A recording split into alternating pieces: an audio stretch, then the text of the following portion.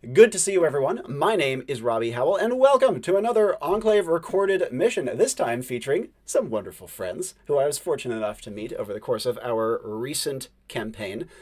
Please do introduce yourselves and tell us a very little bit about you, beginning with Gabriel. Hello, it's a pleasure to meet you all. I'm Gabriel. I run the channel TheUglyGoblin. I make a bunch of cool skill trees for D&D, and I make my own game as well. Not in any way to compete with Enclave. Enclave is fantastic, and I could never compete with it, but it's lovely to be in the same No, TTRPG creation space as Robbie, and have him as an ally in the future. fully agree. I love your work, and I will continue to love it. And next up, Pinja. I don't even know what to say. Hi, my name is Pinja. I do not have a YouTube channel. Do I? And also, I don't work with TTRPGs, really. I make art. You can find me on social media at Rosary Blue if you need to, but... Mm-hmm. And you are underplaying your abilities. You make fantastic art, and I'm sure many of it could be relevant for TTRPGs if you so chose. Thank you. And lastly, Skyler. Hello, I'm Skyler, also known as the ADHDM on YouTube, and I edit for a bunch of folks in the TTRPG tube space, like XP to level 3, Dungeon Dad, and Deck of DM things at present. I'm in direct competition with, man, I just lost aura. Nailed it. I'm in direct competition with Gabriel, the Ugly Goblin, and I will undermine him at every turn. Yeah, I love this game. I get to play a little. Saying one shot is a little redundant because that's the preferred format for this game, but yeah, I got to play it before. Really had a great time, and I'm stoked to be able to sit down and play this time. Thank you so much. It's wonderful to have you again, my friend. And now let's hear a little bit about the characters, beginning with everyone's favorite, highly morally questionable 9-year-old, Jewemy. Hi, I'm Jewemy. I'm 9, and I'm just a little guy who just likes going on missions and hanging out with some cool people. I have horns on my head that would make a ring, but they don't because it's broken. So they're not a ring anymore. And just kind of here, Willie. Jewemy is a wanderer, for clarity. Sorry. Honestly, the description made it pretty clear. And next up, let's hear about Echo. Sure, I don't know if it's going to actually show up or not, but I have a picture of Echo. It looks fantastic. Yo! So I play Echo, an illusionist, and... Well, they actually do have horns that make a ring, so fuck you, Jeremy. Someday, Jewemy, when you grow up. There's the Jewemy picture. It looks awesome. And I suppose, well, about Echo, Echo was recently cursed by a hag, and now struggled to make ends meet. Yeah. And Echo is an illusionist. Yes. Lastly, let's hear about Jack Huxtable. Make sure not to mention her class, by the way. Do you see my cat about to attack another cat there? He's doing the bad guy tail. So first I'm going to deal with that. Sure. Come on, man. I didn't like that. That's your brother, dude. I quite like the term bad guy tail. I don't think I've ever heard that before. Well, it's not Bad guy tail engaged. Mode, which is like, come on, man. Poopy mode is like, oh no, conflict is not only imminent, but it has perhaps already begun. So, straightens tie. Has this ever happened to you? Injuries at the workplace, but no compensation. Payment from a settlement deferred or delayed. Or even unfair treatment from a supernatural entity. I'm Jack Huxtable, attorney at law, and a vessel, class mention, for an immortal and inevitable being that imposes the axiom of justice upon yes, as Rich said, as you can see by my suit and these books behind me, I'm a lawyer. Absolutely and 100% accredited. My my certificate's in no way falsified. Yes, and possessed by a being of inevitable justice that is always just boiling beneath the surface to exact actual justice upon the world, at least in a cosmic sense, if not by the letter of the law. I don't know. Maybe it is influenced somewhat by the letter of the law. Maybe that's how I make cases for my my fill the void. That's actually kind of sick. I kind of like have the a idea. Phoenix Wright minigame to be like, objection. It's the first thing means a lot to me. God, what a character. I'll tell you, this is kind of record timing for me needing to take off my sweater from laughing too hard. So You got a suit on underneath? Oh no. That would be crazy. Now, That would be with insane. these fantastic characters in mind, I received the following focus words. I got push the button, I got fanfic, and I got steak. And from those three focus words, I came to the following mission statement. As always, your characters know all of what we are going over in character. We're going to do a Q&A afterwards. The Q&A is out of character, but all information we go over is known in character as well. You guys are being sent to a beautiful and eerie ruined castle called Castle Kachimar, in which dwell a nest of vampires called Ostklau. That is the name of the species of vampire. They're not like a vampire like you might be familiar. They do the blood, they do the your thralls. grandpa's vampires. No. But first of all, they look very fucked up.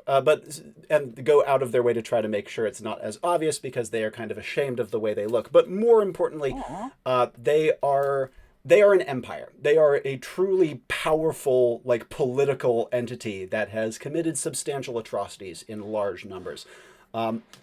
This castle, however, is currently in lockdown because they are utterly and absolutely terrified of the man at their gates. His name is Loth Cresco, and Loth is a vampire hunter, the most legendary one in the land.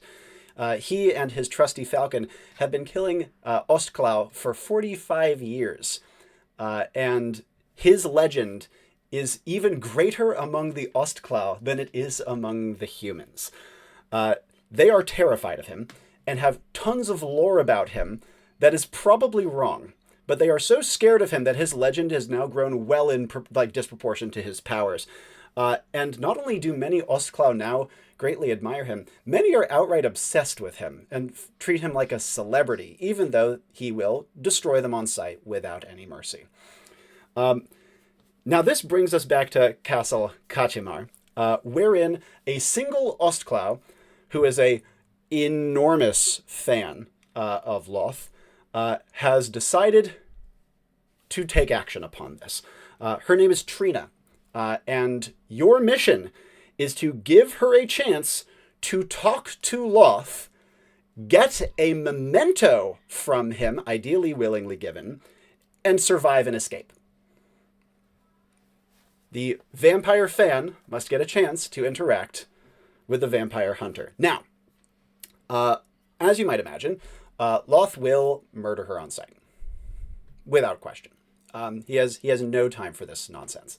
Additionally, while all of the other Ostklau who live here are hiding, they are not getting anywhere close to him, their thralls are a different matter. They have many ghoulish servants that have been ordered to try to get rid of him by hook or by crook. Not only is the castle heavily trapped, as you might imagine, there's weird gadgets and things all over the place, spike floors, falling axe pendulums, the works, but also the thralls themselves are no laughing matter.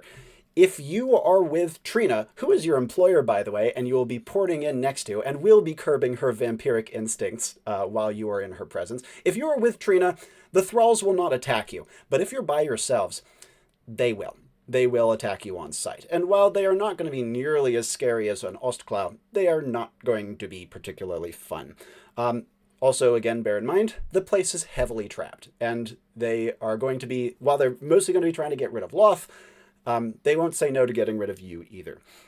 The only other thing of note is that while the other Ostklau are hiding, terrified, if one of them happens upon you, that is very bad news.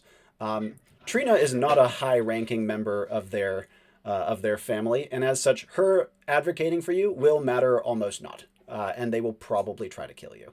So, in summary, don't think that going to more powerful vampires will help out much either. You guys will pretty much have until Loth has like penetrated deep enough into the castle and begins to try to flush them out, at which point they're just going to run, and they're going to drag Trina with them, even if kicking and screaming. And he is quite quick and quite efficient. You guys will be porting in to a ground floor parlor, kind of looking outside their courtyard, just as Loth is getting in through the main gate.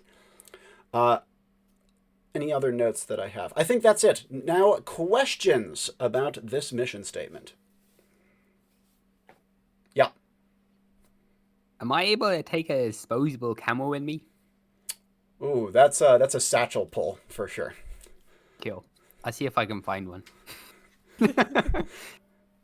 Other questions? Do we know anything about these vampires' particular rules, weaknesses? Excellent question. Yeah. So, frankly, one of the major weaknesses of the Ostklau is that they have a very heightened sense of self-importance that is thwarted by their appearance. The Ostklau are quite hideous, and they don't want to be. They're very vain, and so they will almost always decorate themselves, wear wigs, wear veils, wear anything to cover themselves, because they hate the way they look. And their vampirism changes them dramatically.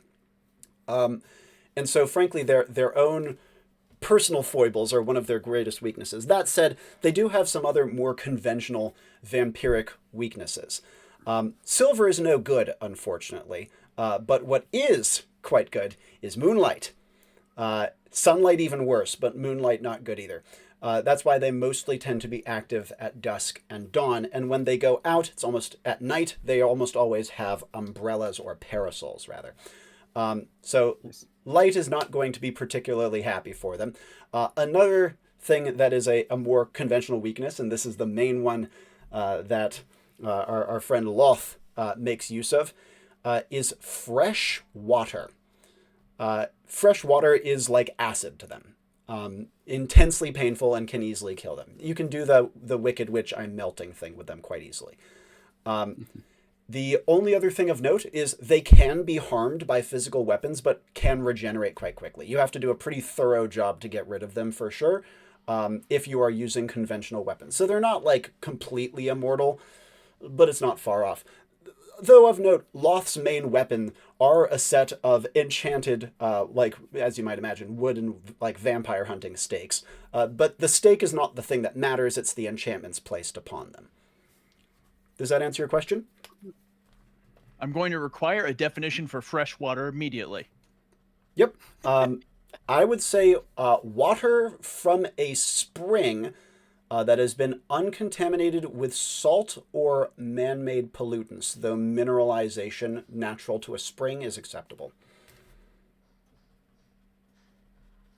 Are there any springs nearby? There is not a spring nearby. Be a terrible place for them to build a castle Exactly. if there was. Yeah, right. No one go outside. I have a question. Yep. Do they consume stuff other than blood and bodies? That's another thing that makes the Ostklau a little unusual, which is that, yes, while they do tend to drink, as you might imagine, they go further than that. They are cannibals, and not only require human blood, they require human flesh. So only that? What happens if they eat normal food? Very, very upset stomach, and will probably result in them getting sick. Okay. Do they cannibalize one another? They can. They don't get sick from it, but it doesn't give them any particular nutrients. That's just for the vibes then. It's like aura a farming. show of dominance. Yeah. I was just bored. Question about Loth. So he hunts vampires, he kills them on sight. Does he otherwise, do we know if he's like a reasonable person? Like, I assume he wouldn't attack us, but No. can he be spoken to? Like, can he Yes, be he reasoned can. with? In fact, he'd probably be quite concerned, given that he's seeing two very not human-looking people, but also not Ostklau and not Thrall-looking people here, and one human. He'd probably be more than a little confused and more than a little worried for you. The way to describe him is he has committed his life to this, and as such is a bit of a curmudgeon. He doesn't really associate with people outside of vampire hunting, and though he is on the side of humanity very, very unquestioningly, and does do great work, he does try his best, he's not chatty. Has he got a tragic Batman backstory? Probably, but he has told no one. Okay. Oh, if they're not talking about the backstory, they're in it for real. He does also have a pet falcon that he's had for quite a long time and helps him a lot. What's his name? The falcon's name is Starflight. Oh, yeah. Aw. That's a cute name. Final questions. Pardon the chirping children in the background. That's what children do. They do. No. Waiting on the Adderall to fully delete the NyQuil vibes in the brain. At this time, no more questions. No further questions, Your Honor. In that case, while often we would have assembly to bring the characters together to give them a time to meet each other and things in the safety of Enclave HQ, this time, in interest of time and ensuring that Skyler can get back to bed, we will skip that and we will move straight to teleporting on to the mission. Again, your characters have been given all the information we just gone over, and each of them will be given a very brief summary of their companions, so you know who you're working with, you know what they look like, and you have the loosest idea of what they can do. Very loose. Each of you are teleported by means of your badge from your various homes across Manifold, the Infinite World, to Enclave HQ, the vast, nigh infinite building at its center. It is huge, it is gray, it is beautiful and sleek, and seems way too clean in an uncanny sort of way. And each of you are led by faceless attendants through its labyrinthine passageways until you each reach a dim, small room with rounded corners at its floor and ceiling, and a gleaming pad in its center. You would each feel a disembodied voice whisper quietly in your ear, "Agent, please take your place atop the telepad." And as you do so, you experience the dissociation of Enclave teleportation, tingling from your feet up your legs, leaving them asleep in its wake. From there, when it passes your midsection, your guts churn violently and you no longer feel them. When it passes your chest, your hearts flutter and then you no longer feel them beat. And when the tingling passes your eyes, your vision explodes into ribbons of color. There is a buzzing in your ears, the world falls away, and then there is nothing. But as swiftly as the sensation came, it leaves, and you find yourselves in a cobweb-strewn room with a very high ceiling, dusty bookshelves. Precisely. That is a very common reaction to teleportation. Actually, I took my Dramamine, so I'm cool. And big high-back chairs around, as well as a fireplace, obviously unlit. There are large dusty windows, and you can see next to one of them is the silhouette of a tall, slender woman in a tight bodice and a great hoop dress that billows down to the floor. She has a high powdered wig upon her head and a veil that heavily covers all of her face, and she peers out of the window intently, her thin body cutting an odd silhouette against it. Outside, there are traces of dappled moonlight, but the dust prevents them from entering the room proper, so you only see the faintest, loose echoes of them entering the room through the window. Immediate actions upon porting in, we will begin with Jewemy. What would he like to do? Hi guys, you all the people who have imaginary friends too? And responses from his companions. Was that a requirement for the mission? No, I just read your profiles. Okay. I didn't read them that much. I just had someone else read them to me. Okay. No imaginary friends. No. Responses from Jack, if any.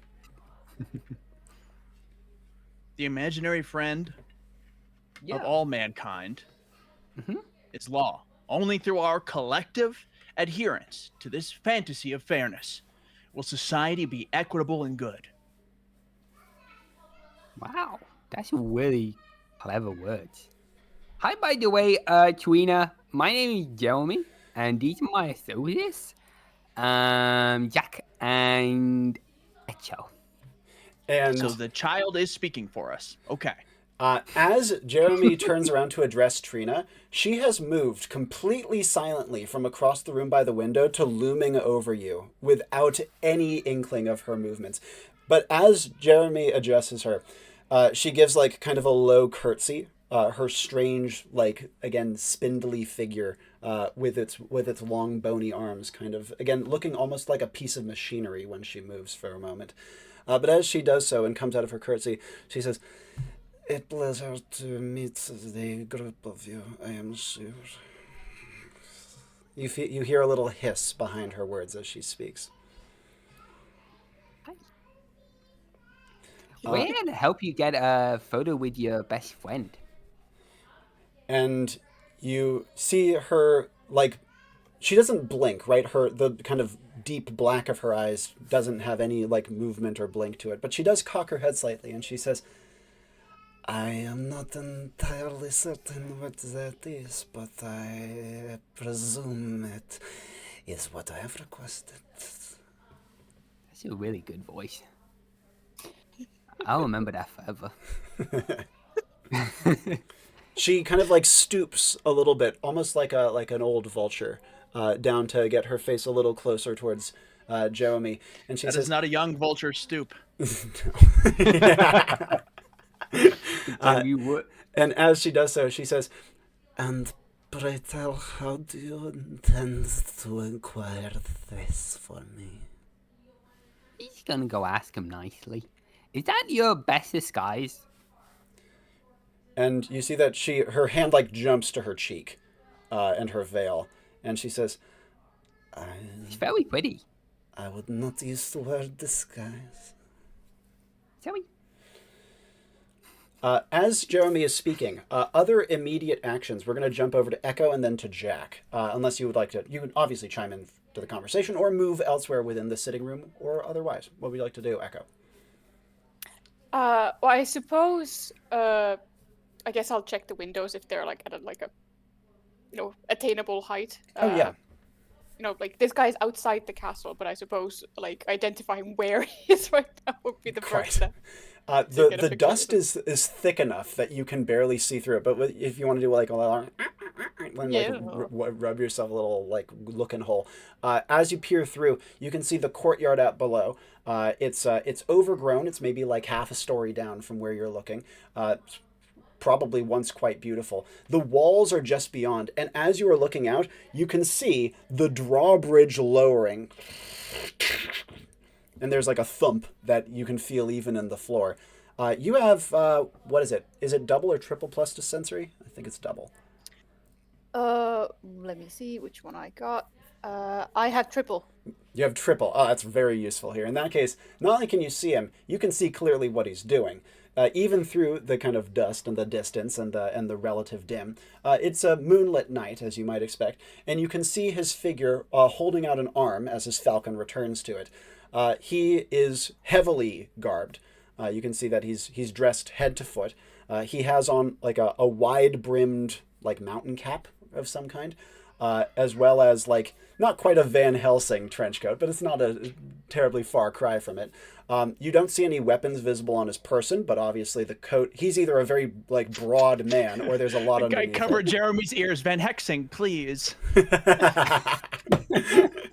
And as you are looking, you can also see that he like brings the falcon down slightly, puts like a little treat or something to its beak, which it quickly takes, before putting it up onto his shoulder and striding completely nonplussed across the drawbridge into the courtyard. The Belmont strut. Other actions Echo would like to take from here, if any. I think I'm fine for now.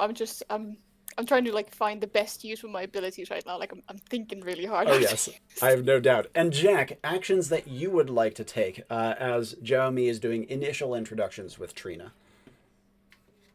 I am going to have to interrupt with Trina. And I'll say,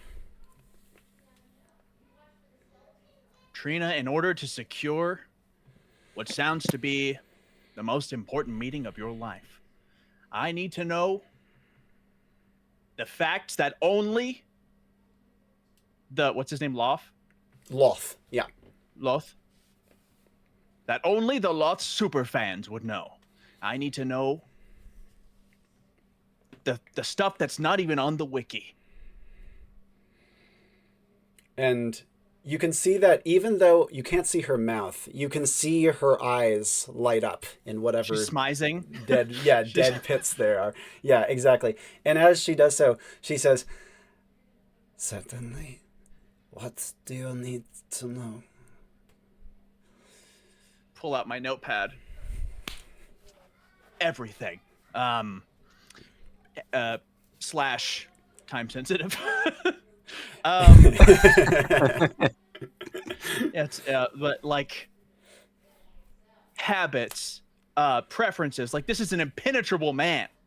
This is someone whose public face and persona is absolutely stalwart and stoic. And I need to know what glimpses of light the most devoted Tumblr Loth superfans have managed to glean from their parasocial existence with him. And as you do so, she says, "Do sit down." Of course. And she daintily strides over to a chair next to it and tucks up her skirts to sit down, placing her hands folded upon her lap, gloved, and begins to speak. First slowly and then moving faster. And goodness gracious, there is a lot to cover. Yeah, she starts with the basics, giving you his height down to like the 1/4 inch, as well as how tall is he? By our metrics, he would be about 5'8". She gives you the size of the platforms of his shoes, which stand at about 1.5 inches. So this is the level of detail they're going to. She tells you every coat he's worn. He's had to go through a couple of them. She goes through exactly how many Ostklau he has killed, which is 539. Not to mention another 3,847 thralls. Although she puts this number, she puts this number kind of dismissively as she says it. Now, as Jewemy asks this excellent question, she completely ignores him and is very, very focused on like lore dumping.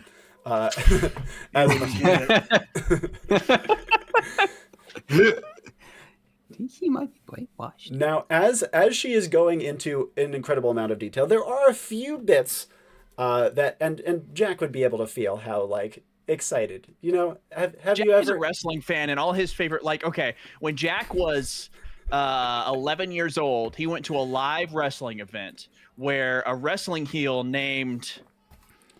This is your previous character from my game.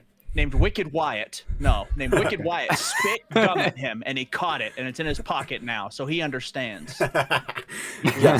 So the point is, yeah. She is lore dumping, but there's a few things that even to Jack seem. He can start to pick out certain exaggerations. For example, she says that the reason he carries a falcon is because he's actually blind, and yet he can hear so well that he doesn't need eyes. Okay, so she thinks he's Daredevil moding. Yeah. Okay. Another potential exaggeration is that he doesn't eat and instead drinks moonlight through his skin, which is why he only ever takes off his hat at night. So he's a blind plant. Yeah. Exactly. So there's these pieces of like, are you sure about that? That she doesn't in any way acknowledge. She states them with the same confidence as she states all the other things like his height and his kill count and things like that. But I'm gonna jump back in a moment. I'm gonna ask you to figure out what like specific highlights you are looking for. But before I do so, Jewemy, are you, after getting ignored the first time, actions you would like to take, whether here or elsewhere? When I kind of see there's like a bit of a window where she might be calming down or running out of breath or something, She does not have breath. It's true. I'll just tug on her skirts and be like, so he's like basically my bestie. And you can see that her head, it's like one moment she's looking and talking, the next moment she's looking at you. Her head like turns so fast that there's like a frame delay on it. But as she does so, she says, "Really? And how do you know him?"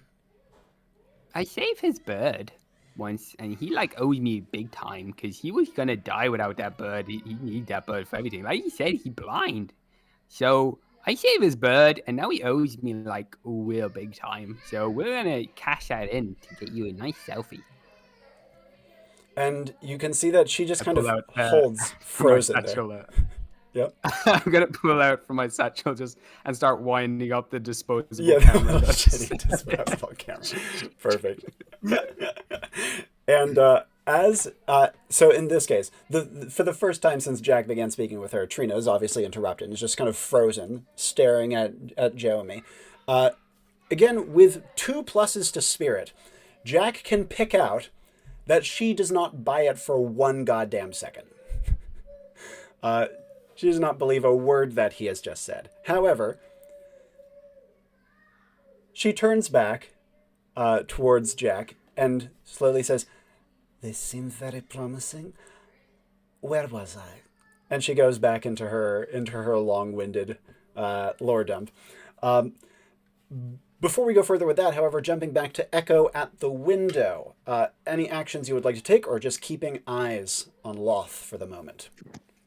I mean, I suppose, well, since the drawbridge has come down and this conversation is probably going on for a while, I assume he's entering the castle if he's looking for things to hunt inside. I would like to try to keep an eye on like where he is, because I have some thoughts about how we could go about this, but I need to know where he is for it to happen. Easily done, and you have a perfect field of view from him. You see as he goes in, he's clearly looking up and around. His falcon is still perched on his shoulder, but as he goes so, you see him start to snap his fingers like he's keeping time. He reaches up an arm and takes hold of like a hanging manacle that's like dangling from some creepy gibbet up on high, and pulls himself up off the ground, and then spikes shoot out of the ground like less than a second later in like a plate. Bro is playing Crypt of the Necrodancer. And he drops back down to the ground and doesn't even pay any heed to the spike plate underneath him, just keeps walking. And just like the second after he steps off of the little square of spikes, they shoot up again, like they were on like a delay that he had timed. But he keeps just kind of scoping out the castle, looking to each different part of it. You can see him very intently kind of focusing on different pieces of the architecture. And even at one point, his eyes like rake across the window that you are peeking out of. Though it doesn't seem like he knows or senses there's something going on precisely in there. It still has kind of the, like, oh God, I'm hiding. Don't let the guy see me as he's looking past. Other things that Echo would want to do or act upon after witnessing this bit of the sequence. I suppose I'll wait until Trina's like done with her lore dump. She is showing no signs of ending, at least of her own volition. Robbie, what I'm going to ask of you is kind of a two truths and a lie. Please. For things that might be like using weakness is kind of a reductive term, but a point of leverage with Loth, like a point of an interactable element with this something writhing beneath the placid surface of this implacable person that I can, as a lawyer, I can apply pressure to. Tug at, certainly, yeah. Yeah. Now, she goes out of her way to stay. I also posted a very important question in chat. Oh, could you explain it? Because I'd be perfectly honest, I don't understand it. Is he beautiful or is he handsome? Oh, according to her, she describes his face in loving detail, but the words don't sound pretty. She describes him as being jagged and rugged and He's a working carven man. from stone. Yeah, exactly. Okay. He's and based on what Echo is seeing out the window, though Jack would not know this, Yeah. Echo can see his face clearly. He looks like your average 60-something Slavic dad. You know, he has like the he has like the white he has the white mutton chops that look like they haven't been trimmed in a while. He has kind of a little bit of a bigger nose, smaller eyes, craggy face, very like heavy wrinkles around his eyes, and also heavy wrinkles around his brow. Bit of red to his cheeks, like plain, but very confident. Nice. He has a sublime confidence in his posture and in his face as he moves. He also like doesn't look like he changes expression very often, just kind of like a set almost all the time. Has he got the classic eyebrows that are over his eyes the whole time? They'll only occasionally like raise up. He does have rather big eyebrows. And so, yeah, even though she is describing this in like cinematic detail, it is not like the words that would be a beautiful individual. Craggy is a word I would use for it. Could I? That's actually awesome. Whatever's just posted in chat, it's much more close to that. He's a real looker. Yeah, Jewemy, pardon me. While this is happening, can I make my way over to Echo and just be like, "What are you looking at? You found him? Oh yeah, like he's like right there. Oh, can I see him? Can you give me a boost?" Yeah. In this case, Jewemy is. I don't think Echo has a plus to might, and having wrangled wiggly 9-year-olds before, they're pretty freaking heavy, and so this might be like a get on my knees sort of situation rather than a pick you up. Sure, yeah. Yeah, and Jewemy can like peek over the edge of the window, and hey, Lot, my man, what's up? as you yell, you would see. Well, there's a few things. First of all, Jack would hear Trina, who's still lore dumping, would kind of like freeze up slightly at the like yell from Jewemy, and Echo would see outside. Loth would go from just kind of scoping to like perking up an ear. He sends his falcon up into the air, and he would. Oh, Starfight boy, what's up? You would see that Loth's big eyebrows get like very deep into his brows. Eyes gone. Yeah, exactly. Can't see There's the no eyes at all. child in this castle. I'm going to use my familiar face here with my new power that I've leveled it up to, so that the person that I know who is Loth in this situation owes me a personal favor. I helped him out. I saved his bird. That was not a lie. And now he owes me big time because I helped repair his bird's wing when it crashed into one of the houses I was living in while I was traveling around with my mom at the time. Excellent. Now, I'm going to throw one complication in that I'm going to ask you to think about for a moment. There is a complication allowed. Oh, yes, please. 100%. No, throw it in if you have one already. No. That's I'm perfectly happy. You taking control with the. Sure. The complication I'll throw in is familiar face typically wants less of a useful relationship the more important the target is. Now, obviously, there's give and take to this. And so you could have it be, even though he's quite an important person and this is quite an important relationship, maybe there is a downside that you can bake into it in some way. So I don't know. I think I sent this to you before. Like I've leveled up familiar. Oh face. yes, I'm well aware. And okay, yeah, cool. So think about the bigger a favor they owe me, the bigger a favor I will owe them in return is the kind of downside here. Yeah. What I want to add to that, though, is also a downside to your dynamic with Loth. Even if not enormous. Okay. Is it? Yeah, I think his falcon fucking hates me. I think I was just like really like, rough with him. I helped him get better, but like he just pecked me constantly. Horrible bedside manner. You're also an annoying child to him. And he's like a 70-year-old. I'm gonna fix you wide up. Don't worry, buddy. Murderer. Yeah, back. And now that said, as the familiar face this has initiated the familiar face. It won't fully lock in until you guys actually like properly meet, because he still can only kind of hear you. But it has initiated it. That said, Echo, As Jewemy is yelping, you would hear outside of this room a shuffling noise that is coming in this direction. Oh, but Loth is still out there. Yep, he's still out So there. it's probably not him. Definitely not. Yeah. Okay, I'll go to the door. Just like. Yep.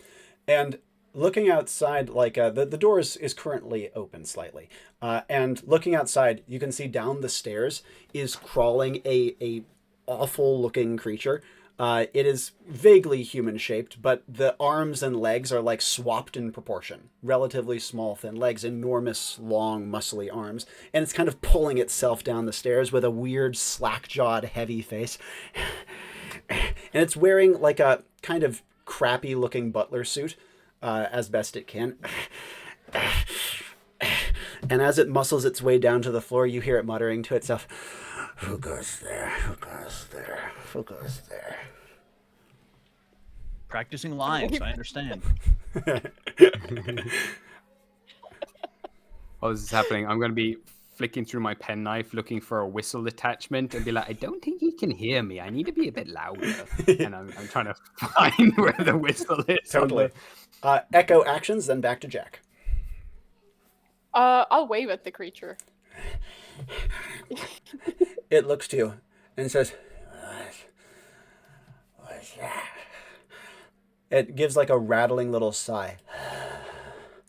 It says, "Blue.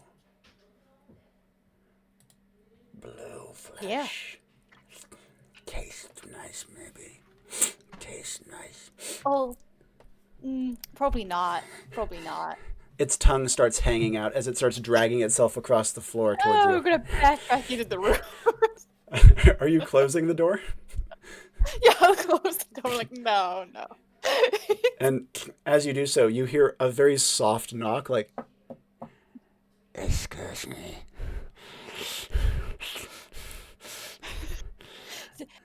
Miss, I thought that they weren't gonna eat us if you're here. So. And Trina pulls herself out of her reverie and says, "Excuse me, I apologize. They do not easily remember." And she fine. pulls herself to her feet and strides across the room, floating like a ballet dancer, reaches the door and peels it open. Just kind of like looking up at her. "Not today. Off you go. Keep doing your job." "Okay. Who goes there? Yes. Yes, who goes there? Very good. Go." He goes pulling himself over, like, towards the front door and waits next to it. She closes the door. Jack, actions that you would like to take, both other pieces that you'd like to try to pick out. Oh, yes, we were talking about weaknesses. I'll get to that in a moment. But also other details you'd like to have picked out from her lore dump before we get to weaknesses. What seems to be the most important things to her about Loth? Yeah, absolutely. Well, there's a couple. First of all, I'll give you the stuff that's definitely the case and stuff that's less the case, or like more inferred or a guess. What's definitely the case is that Loth is the biggest celebrity in her entire culture. He is. Everyone else is super camera shy, to be fair. Yeah, he is incomparably important. And there's something about a human standing up against their empire that is wildly interesting and appealing. It's romantic, yeah. Yeah, exactly. A second piece that is quite important to this is that his mythology surrounding him has definitely outstripped the man. Just based on all the stuff that she has attributed to him, they treat him more like a god than a man, in many ways. A third thing, though this is getting to slight amounts of conjecture, is that there's definitely a status element. You know, if she can be someone who gets a memento from Loth, goodness gracious, that increases her standing in a huge way. And then lastly, on like the pretty much purely inferential side, you know, she's a groupie effectively. Like that's we know that we know that this is a long-reaching phenomenon, and there's definitely a big piece of the psychology about, my goodness, there's this idol that I clearly that she clearly has some great parasocial attachment to, as you mentioned. She didn't mention that, of course, but it's not a hard jump of logic. So Jack gets the feeling that if she actually meets this dude, she's invariably going to be disappointed somehow. So I feel the need to be an insulating element in that interaction to preserve the mystique while also protecting her life in whatever way that I can, whatever way that we can. Yep, that's a very strong inference, and I think it makes complete sense. Okay. Being someone who tries to uphold a certain mystique that once lifted, my usefulness to society is completely eradicated in game. This is not a statement about TTRPG influencers. Yeah, I get it. Totally. And now, in terms of weaknesses, there were 2 things she mentioned, and a third that, again, is kind of inferred. The first thing mentioned is that he will always prioritize saving people over killing Ostklau. She frames this as like it's less of like, she obviously doesn't call it a weakness. It's, you know, something noble, and it's very, very recurrent. But it is a consistent behavior pattern that would interfere with his ability to kill things, wouldn't it? Second thing that seems and to be... I have like works cited for this. She's like, in May of 1212, he killed it. He could Precisely, have yes. Count of Torst. What he said. Yeah, okay. Yeah, she gives multiple examples of this. Another thing that is very well cited is that he shuns civilization. He will go out of his way to sleep in the woods, or in ruins, or in old, you know, like stables and stuff like that. He does not like going. He does not like living among people. She, again, has plenty of citations for this as well. And, of course, she frames it in a romantic sense, you know. He's a man of the road and things. He's a loner, Dottie, a rebel. Exactly. The third one that is more inferential, that you would be picking up on here, is she talks about him in the sense of, like, even when he is among humans, he speaks in short sentences. He does not make eye contact. And as she's kind of iterating all these things, at a guess, it could be something like, oh, just trying to keep up a tough veneer, but he doesn't seem like necessarily a tough veneer type. It might be that he is genuinely shy, or has like substantial social anxiety after not being around people for a very long time. So someone charismatic and assertive could make him feel very off balance. That's what I'm inferring from that. That's a pretty decent inference there, in too. a Jack Huxtable way. Speaking as an autistic adult, I can relate. Yeah. Can I pitch that we've had a flashback here where I have actually asked, just before we left, if this tweener dies after she gets her memento and her time with the guy, is that okay? That is a fail. Oh, okay. 3 seconds after we leave? Cool. Yeah, you want to make sure she can escape. Let's get paid first, Jeremy. Now, and then we'll worry about everything else. Indeed, right. yeah. Yes. If you give her a perfect venue to escape and she fucks it up, that's not your fault. That's not your problem. We call that a skill issue in my business. Yeah, exactly. In law. Your Honor, skill issue. Now, Jewemy, as Jack is concluding his interview, you've found the whistle attachment, and yes. You can see that at this point through your even though you're not able to see out of the window anymore because Echo has gone over to the door, and that was your way up. Unfortunately, what would you like to do from here? I will take the chair that Trina was sitting on and start dragging it over so I can stand on it and then stand by the window. It's gonna probably take a while. Yeah, the hardwood floor is gouged beautifully in the process. Oh, yeah. But yes, you can clamber up onto the arm of it and see outside. And you can see that he is stealing his way across the courtyard, quickly calmly, and you can see like behind in the wake of like the 30 seconds or whatever that you haven't been looking at him, you just see like deployed traps just kind of sprawled everywhere. As he's like just leaving them in his wake. Even as you're looking out, you can see like a great swinging pendulum blade come whipping down from one of the castle ramparts. He just kind of like stops walking for a second, lets it zoom in front of him, and then just like steps past it.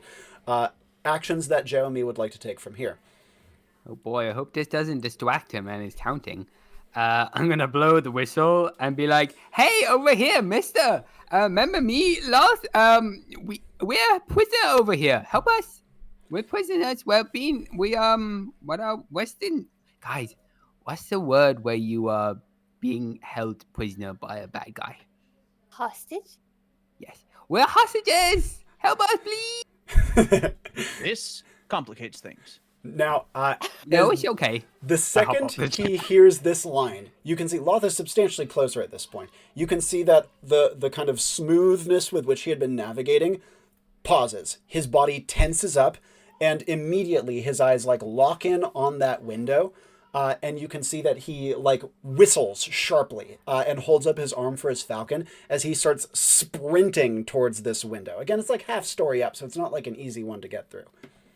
Just to say, if you kill anything that is not us inside, we're all gonna die.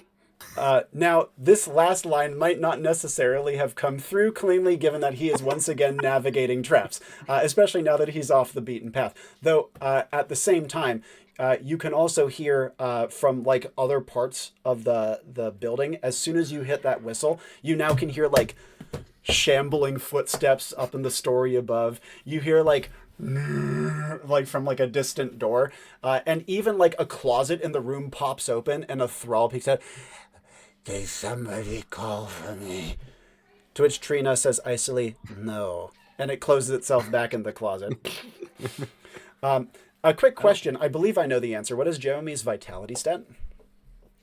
Probably 0. I think it's pretty good, actually. Oh no, yeah, I think it is 2. Yeah, that's what I was going off of. Excellent. I remember His luck correctly. is 4. Yes, it is. Supernatural. Now, jumping over to Echo before we get back to Jack. Echo, obviously, as Jewemy starts whistling and yapping, and you hear the movement of thralls around the building. What would you like to do? Yeah, well, we're running out of time really fast, and we haven't discussed plan once. Quite. But I guess just so he comes in here. We try to get a picture. Jeremy, do you think you would be able to convince him to get a picture with you? Because I could potentially make it so he can't see Trina, and Trina could be perhaps in the picture standing next to him. And then, Jack can take the picture, I can take the picture of, you and Loth, but then Trina's going to be there, so she's going to have a picture with Loth, but he can't see her, and hopefully won't kill her. Trina, who is now on her feet, looks quite perky and eager to whatever vampiric degree she can about this. But, sorry, Jewemy, what were you going to say? It's actually a really good idea, because that's actually better than my one. What was your idea? I was going to say, if he doesn't get a selfie with Trina and let her go safely, then we're all going to explode. We could also try that, but... No, I think you got a better one there. That's way smarter. Now, as these two are discussing, Jack, follow-up actions that you would like to take. Obviously, you've finished your current interview with Trina, but other actions you'd like to do. Well, now realizing that the situation is getting out of hand while I'm doing preliminary research,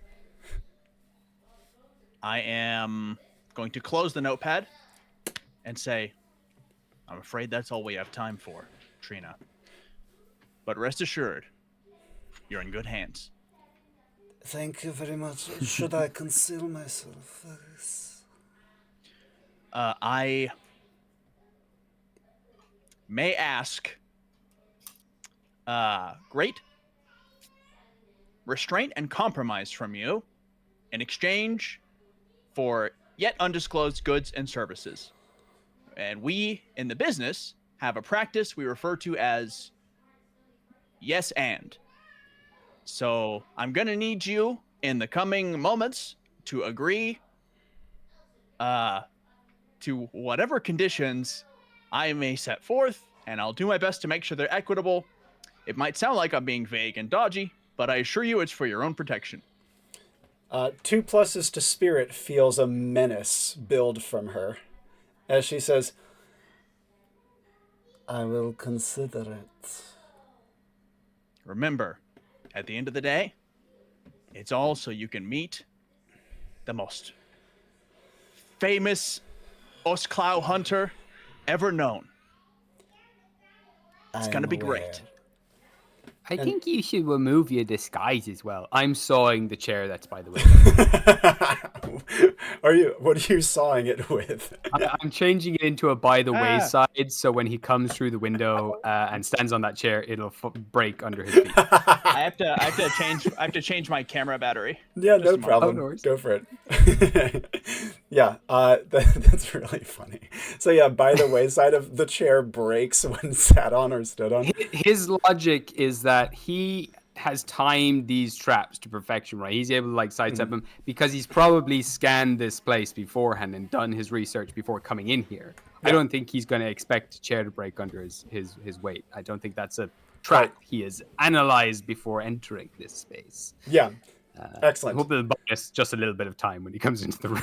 Totally. What are you sawing with? Is this like a little penknife? I've taken that tiny little saw on the penknife, and I'm just like, just sawing one of the legs, just like a little notch in it. That's great. And as you are doing so, Echo, actions that you would like to take. At this point, outside, Loth is close enough that even through the window, you can hear his feet thudding on the grass. I guess with viewpoint, do I need to like see him to be able to do the thing? You just need to know where he is. Okay, well, I guess, once he gets close enough that, I don't want him to see Trina like through the window. So I want to conceal Trina's presence. Like, he can't see her. I'll just tell her to perhaps be quiet and just stand there. That's really good. Just stand right there. She says, do you wish for me to conceal myself? Oh, just be quiet. He's gonna be like next to you, so try not to, You see a little shiver go through her body as she quickly hurries off to the side, and I think whatever way she has to conceal herself is gonna be. He might be a little familiar with it. Quite. And after ushering Trina away, what would you like to do? Are you going to activate the viewpoint immediately? Yes, as soon as I'll hold on as long as I can because it does say that the duration is low. Yeah. But I don't want him to spot her before. Sure. Because then the whole plan falls apart. Yeah. So right before he gets to the window is what you're going for. Yeah. Yeah. And so in that case, jumping into his eyes, once you do so, couple things of note. Obviously, jumping into someone's eyes is not always easy. There we go. Hello, Skyler. It's not always easy because obviously there's sudden motion and things like that. But you notice that his eyes rake the exterior. He's like, how do I describe this? It's like he is looking for things on the surface that you can't tell what he is looking for. And he's not even looking at the window, just around it, maybe scanning for traps or similar. His bird is also just perched above the window and is tapping at the stone at the top. Again, possibly testing for something. But as he is doing so, he tosses a grapple up towards the falcon. The falcon leaps and using its claws guides the grapple hook onto the top of the window and locks it in place for him. Pretty cool. Is this the point where you want to preemptively blank Trina from his vision? I guess so. Yeah. And then I'll expect Is vision the only sense that you can account for? Viewpoint is the only illusionist ability that affects all senses, so it completely blanks from senses. That's convenient. So he can speak. Sick. Sick as hell. The downside is that the more conspicuous the thing you are trying to blank, the more likely it is to not work. Whereas Phantasm, no matter how stupid and improbable it is, it will stay. And so as such, as Echo does the blanking, you would see that he leaps up the grappling hook and boots first bashes in through the window, kicking out the old rotten wood that make up the slats in between. Before he comes in barreling through the window, Jack, any actions from you in like the last 10 seconds before Loth enters the parlor? I'm going to straighten my tie. I'm going to stand up straight, take a deep breath. I'm going to loosen up my vocal cords and tongue a little bit. Lion face, lemon face, lion face, lemon face. And then I'm going to lock the fuck in. And I'm going to put my hand out for a handshake where he will be in a moment. And I'm going to get ready for assertive eye contact, his biggest weakness. Excellent. And Jewemy, the moment after you finish sawing the leg and prepping the by the wayside, the window comes bashing in. Because you are kind of resting in the crook of the chair, you are spared the spray of glass. And How convenient. Broken wood. Yeah, you do have 4 pluses to luck. You're fine. And as he comes swinging in, he lands on the chair, which immediately collapses under his weight. And Loth tumbles down inside. He hits like a shoulder roll out of it and like gets to his feet, his heavy boots gripping against the rotten floor. He like whips his head around, like scanning the entire room, holding his hands out, almost like he's, like the Jurassic Park guy. I forget the meme. But as he's as he's like doing so, his eyes would initially fall upon Jack, who is holding out a hand.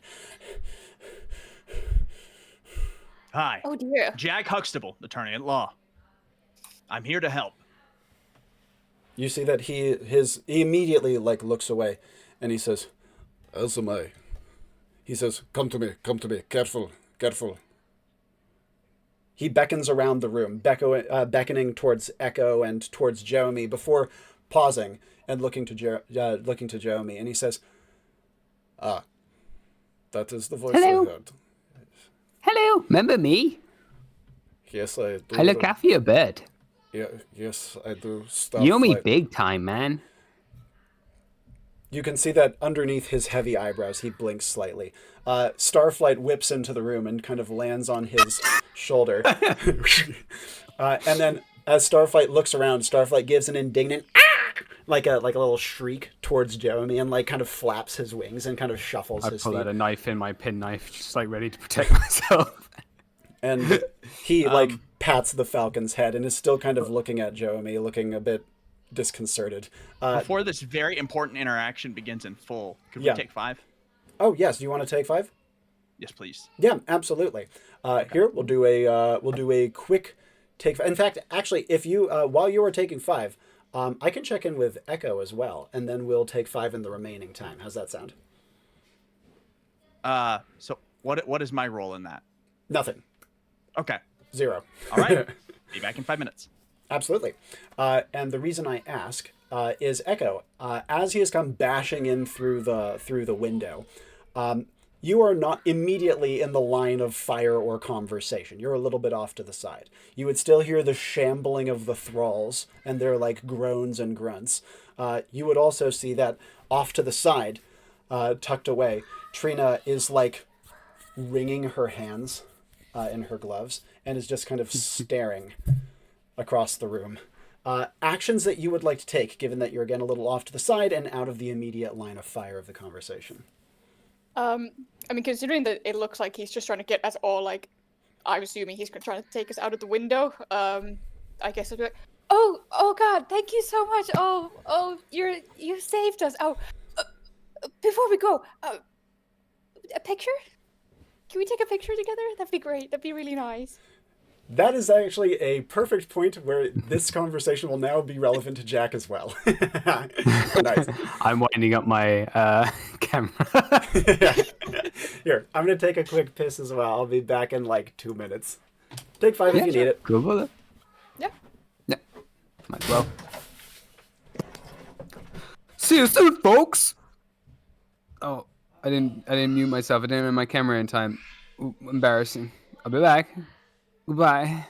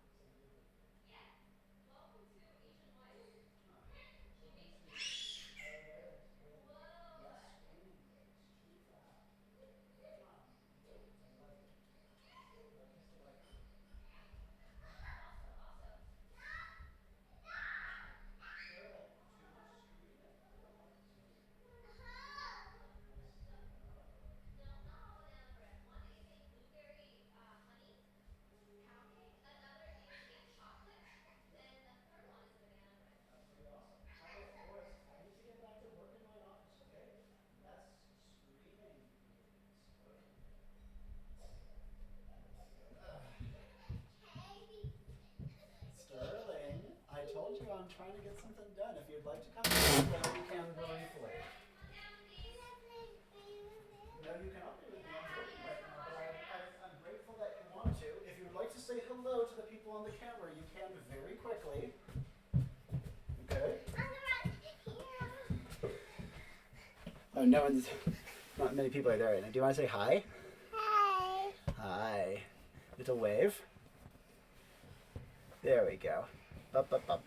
Hi. Sterling Howell, out of the way you go. Hi. Hi. You want to say hi?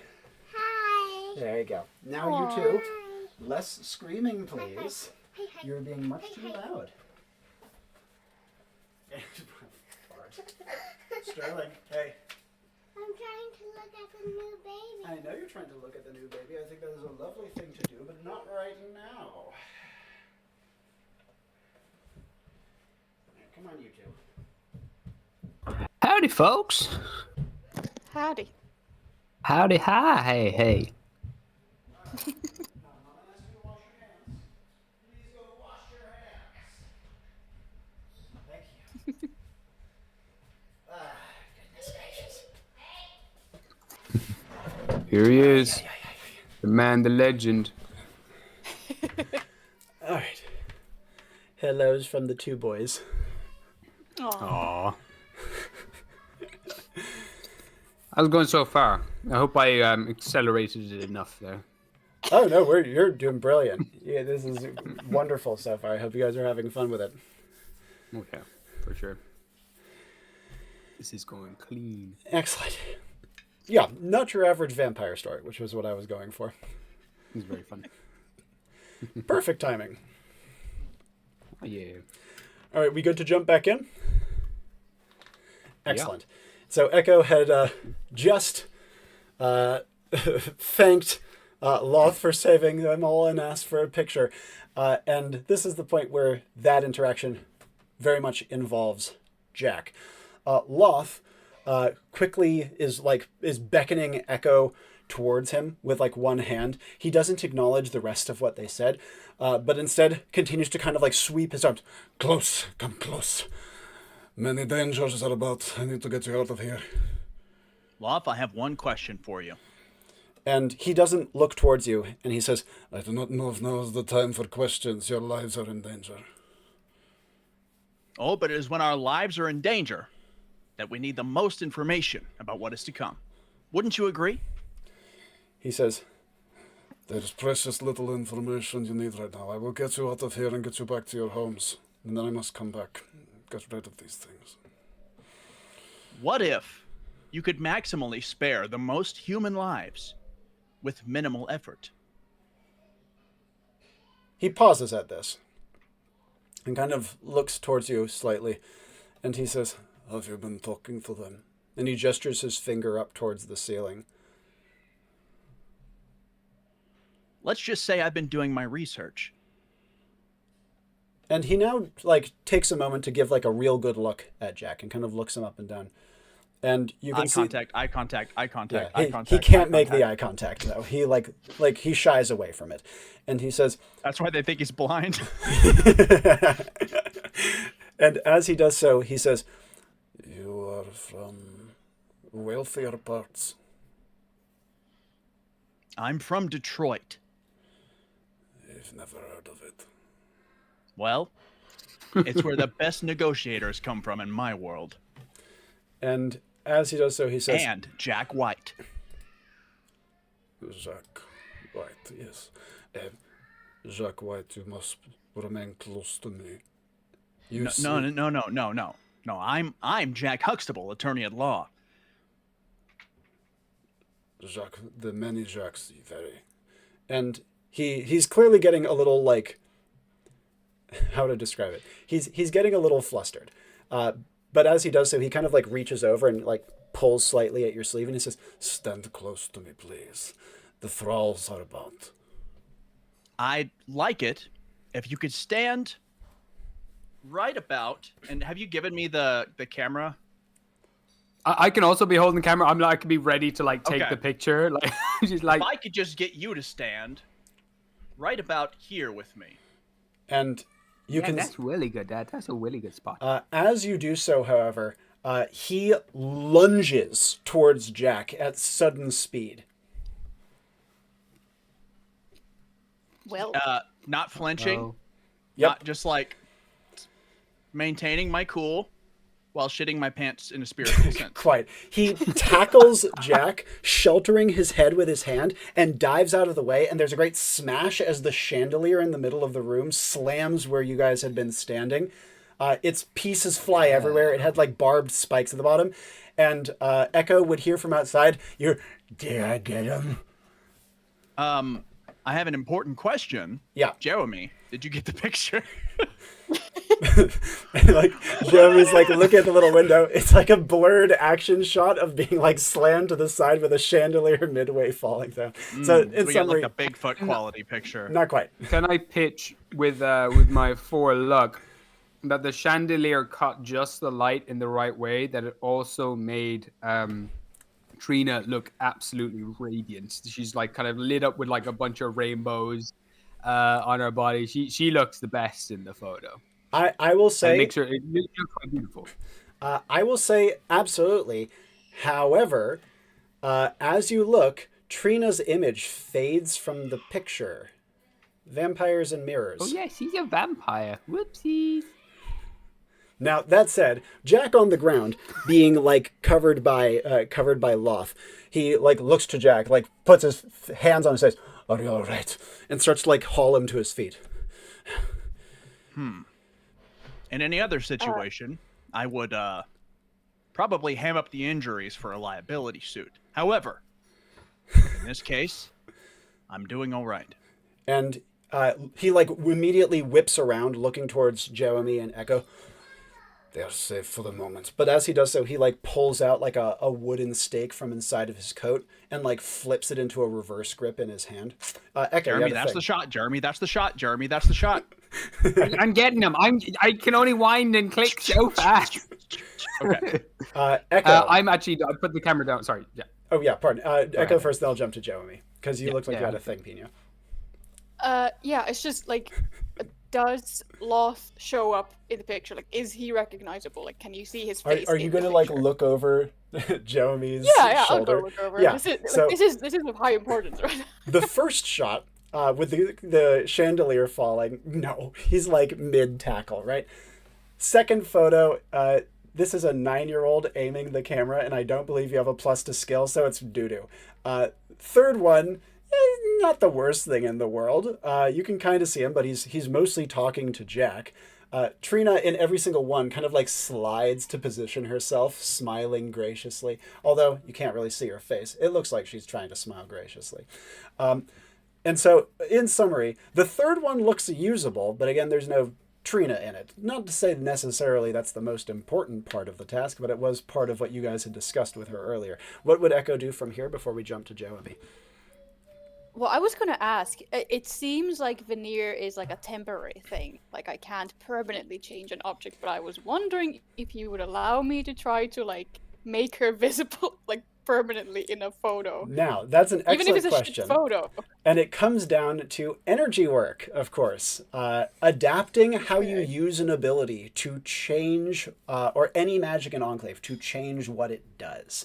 And so because of that, making a veneer permanent, even a very small one, that's a pretty big deal, obviously. This is meant to be a temporary thing. Yeah. So you'd have to find a commensurately involved and impactful paired action. Something that kind of evokes the idea of permanence that you can add to the veneer in a big way to make it stick. Interesting.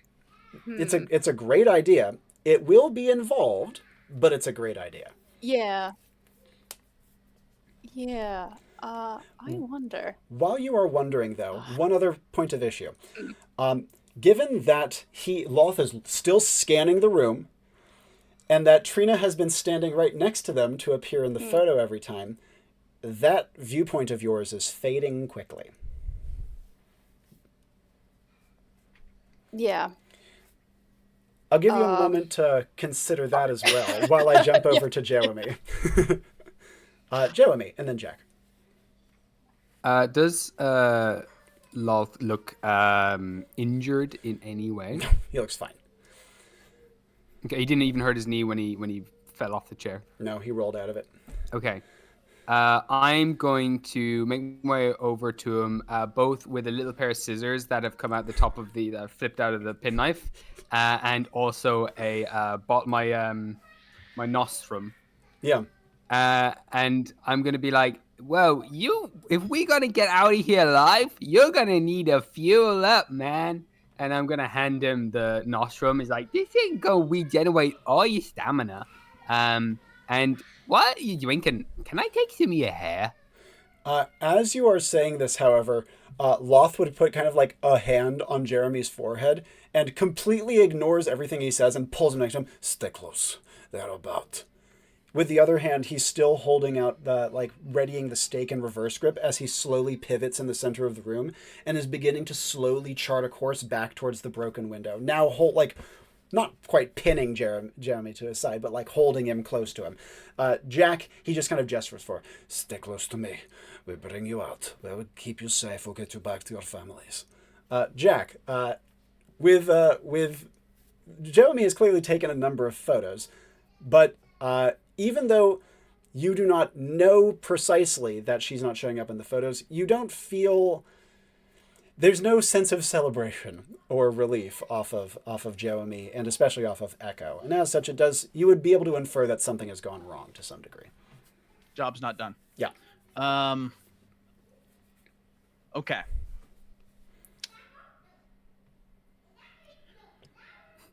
Loth. Insidious whispers him immediately. No, I'm going to tell you a secret about justice, Loth. I am... I have an offer from my client. And he says... How many Ostcloud does... I forget her name. Trina? Trina, what's her influence sphere? Like how many could she hold to a... It's a great question. Would you know this? I will give you a loose idea of it. Like 1 in 100, 1 in 10, 1 in 8, something like that. Yeah. Sure. Her immediate sphere of influence is her family / colony, right? Plus, she has like affiliations to other families and colonies in like a peer group, right? So we're talking like, and the Ostclaw have quite a large population, but even so, even with their like rather large population, we'd say, you know, like she probably is in the social circles of a couple hundred. Okay. Sorry, the cold medicine brain is going crazy right now. We're doing great.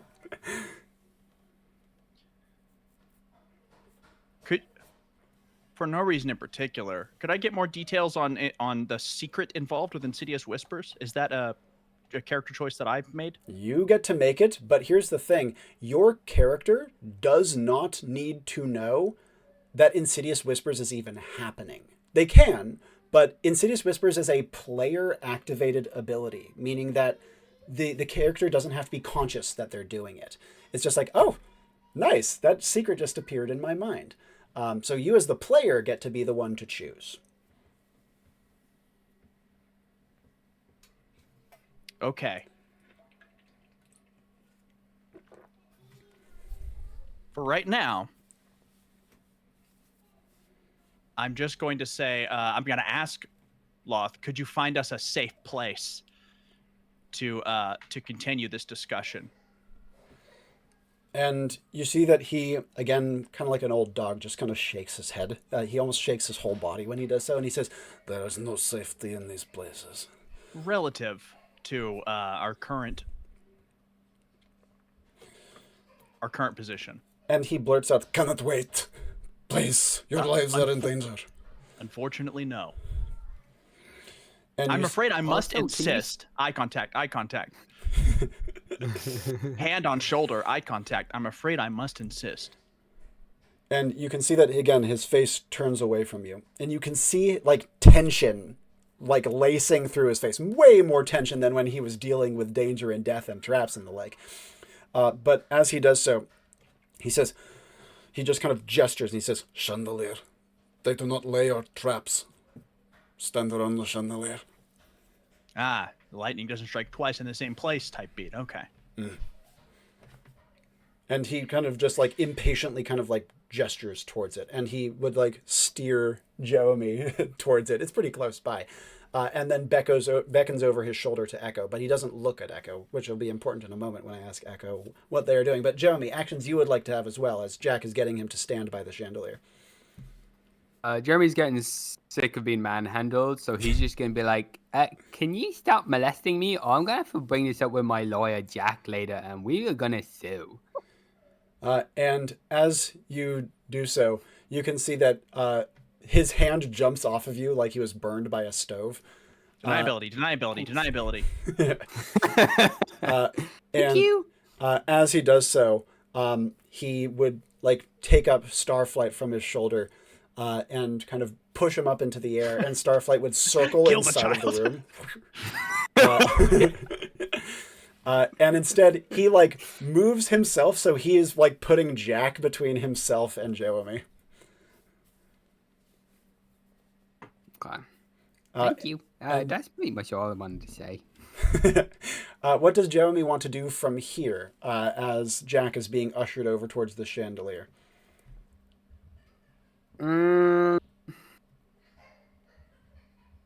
So to paint the picture, he is currently facing away from Trina, right? Yes. Trina's behind him. That illusion is that she's coming into view eventually. Chandelier in the center. Is she behind the chandelier, and then we're on this side of the chandelier? No. And then You guys are all on the same side right now. Okay, cool. I'm just trying to paint a picture in my own course. head. I don't. Okay. He is going to start climbing up Loth. Like he's gonna and he's got his penknife with the scissors at the end, but he's more so using him as like a pointing tool, being like, "Listen here," and he's like trying to climb up to his face so he can like tell him something personal. Now, as you go to start climbing him, by the way, Loth would like, with a leg, like kind of push you away. He's like, Alucard backdash. No leaves an touch. after image. And he just kind of mutters, "No touch, I am not touch. Go." Well, then you come down here to me. I want to tell you something. He says, "Stand by the chandelier. And when you tell you the secret very quickly. Stand by the chandelier." Okay. If I do that, will you come down here? "Yes, I will come down there. Stand by it. Careful." Okay. I just take 2 steps to the side next to the chandelier. "Thank you." Being careful as well that I'm still like in his like view, so he's facing me, not looking at what's her name. Yeah, exactly. And he would put his big mutton choppy face down near, say, What is the matter?" I'm gonna be like a kid. I'm gonna play up the kid vibe, and you know where they like touch your face all the time when they want to like whisper something in your ear. I'm gonna use the mutton chop as like a handle to like whisper it in his ear, and then start snipping the mutton chop as I'm whispering in his ear, and be like, "I am allergic to glass." And like, as you do so, before you even finish what you're saying, he has produced a handkerchief and wraps it around your mouth, tying it behind your head. Thank you. Just, careful. And he like kind of pries your fingers off of his facial hair. Now, as Jewemy is doing this, we're going to get to Jack again in a brief moment. But Echo, actions you would like to take, both considering the picture that you've been, because you're the one with the camera at the moment, and also considering that viewpoint is dropping imminently. Yeah, so I do have a wizarding hat that does give me insight on how to best cast and work with my magic, especially during energy work. Yep. So would that be of any help here? Oh, it certainly would. How to get the picture to stay. Yeah, well, there's a couple of starting points as well, and with insights like to go off of your input. They like to go off of like your thought process. So give me a starting point, and then we'll riff back and forth. So yeah, I need the picture to stick. She did want to be like in the picture as well. Like she did like come in and she wanted to pose for it. Yeah, exactly. She was excited.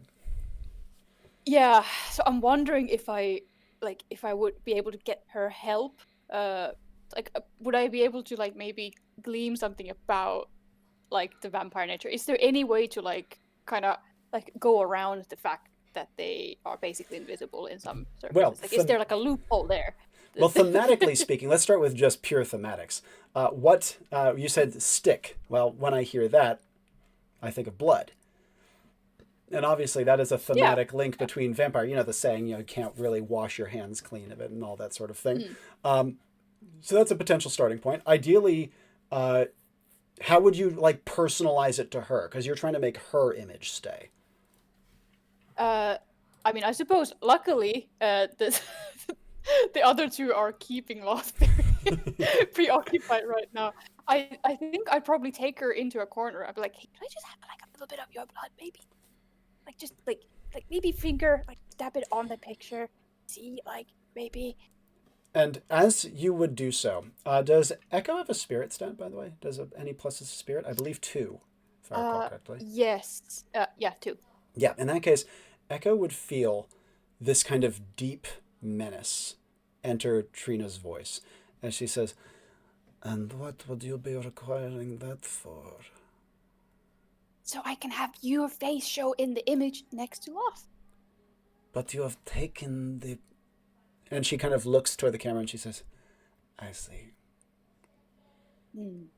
You can feel again, just this like deep, how to describe this, deep menace has entered her appearance and her posture. Now, the other thing to think about too is a bit of her blood. That's a great starting point. You can paint with it. You could do something cool with it for sure. However, permanence is another thing. Think about how you can kind of tie in the idea of permanence. Something pertaining to time or something pertaining to, again, continuance. Yeah, that's the thing. I don't know if I want to ask her for like too many things because she already seems so on edge. Trying not to, like piss her off. She seemed like really against the idea of even like a little bit of something from her. So I wonder if I could make some sort of like personal sacrifice then to make it permanently. Again, it seems like a lot to ask for just a little picture. Like, how much are you willing to give up just for someone to get a picture? Gonna need with some the bone idol? marrow. Yeah. And that's something like. But then again, yeah. Would Echo communicate any of this? Because obviously there is the threat of her flying off the handle naturally, but like, how much would Echo say? Well, the thing is that, as I think I said in the introduction, so Echo was cursed by a hag, and like a thing that I've had in my mind is that hags love their deals. They love their weird deals. They love like taking a lot of things. So I think Echo could be really into actually like giving up, I don't know, like a finger even, like something like really permanent. But then they would maybe expect like a favor to be like given in return. So like I'm doing you this pretty big thing for a fairly small reward. Like you get a picture and we get our money. Like it doesn't benefit them like necessarily, but if they could convince Trina that like you owe me now, like and you're gonna have to give me something of equal value either now or later, because now is maybe the best time. Well, here's the thing, right? Outsourcing a subcontractor to your warlock patron, basically. And I think it's a great idea. The only thing I would add is a big piece, like a finger, like you said. That's important for the magic to have the power needed. But so you have blood from her, potentially a finger from you. This is the sort of thing that Echo could be piecing together in their head. It feels, again, a little too detached from her. Maybe one more piece that is sourced from her or her environment or something of that nature that can, again, add to the sense of permanence. The finger's your a great Loth piece. action figure. Yeah. Your Loth Funko Pop. Well, I don't know if we're allowed pitch ideas either. I'll leave this one to you. But if you know what, I'll take it if you have. Yeah, some, I'll let you it's throw fine. in I'll one leave here. it to you. I'll let you throw in one here, Gabriel. Fire away. You could give up your memory of the picture being taken so that it is put into the picture instead. So you never remember the picture ever being taken, but your memory is put into the photo, and that's what gives it permanence. I think that'd be kind of sick. Don't use that though if you don't want. Like Trina's memory of the picture being taken. Ooh, that's fun too. Memory manipulation is a tricky one. It's in a good direction. She does have a diary. That could be interesting. Now, Yeah, I mean, Wait, hold I don't on. know if Lethal you're Butterfly willing is to- cooking. Lethal Butterfly always cooks. Fucking Wait. While you are reading, Pinja, I'm going to jump back over to Jack and Jewemy, and then you can lock in your energy work afterwards. Jack. Lock in. Now, Jewemy is currently like face grabbing Loth, and Loth has been pulled away. Trina is has been pulled off to be spoken with by Echo. But amidst all of this, Jack, actions that you would like to take, you can hear the shuffling of ghouls about in the house. You would hear weird clicking in the walls. What would you like to do? Jack understands that his job right now is buying time. Yeah. Are thralls are they compelled mortals, or are they just like vampire minus? In this case, they are more like vampire minus. Okay. Is there a do I know definitively that there's no way to reverse vampirism? In this area, there is not. Or there's none that has been found out. Okay. But, in the vastness of the firmament. Exactly. In Manifold, anything is possible, but none are known. A level 2 character could probably spend a lot of essence. Yeah, you never know. Oh, you can hear the purrs? That's sick as hell. Yeah, I heard him too. Give him some more, Cass. if I put him down, he'll scream. Okay, he left on his own. But earlier he was like, "Rah!" Okay. We're buying time. We're buying time. I have the number from earlier. 3,847. Does that number mean anything to you, Loth? And Loth, who has just managed to disentangle himself from Jewemy, would look about and say, "Yes, of course. I remember every one of them." That's 3,847 potentially reversible cases of mild vampirism. Nice. And I'm going to flash my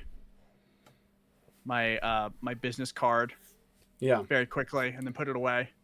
Be like, I'm here representing the families of those